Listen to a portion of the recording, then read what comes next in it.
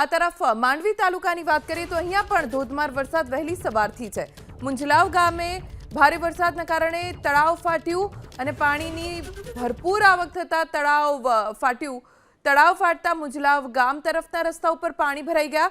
મુંજલાવ ગામ નજીકની વાવ્યા ખાડીના બ્રિજ ઉપર પાણી ફરી વળ્યા છે। માંડવી તાલુકાનું મુંજલાવ ગામ સંપર્ક વિહોણું થઈ ગયું છે। મુંજલાવ ગામના સરપંચ રમેશભાઈ આપણી સાથે જોડાઈ ગયા છે।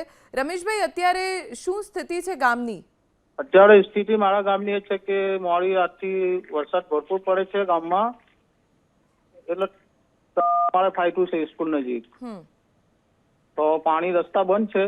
બીજી ઘર વખરી એવું કોઈ નુકસાન થઈ નથી, પણ અતિશય વરસાદના લીધે તળાવ અમારે ફાટી ગયું છે।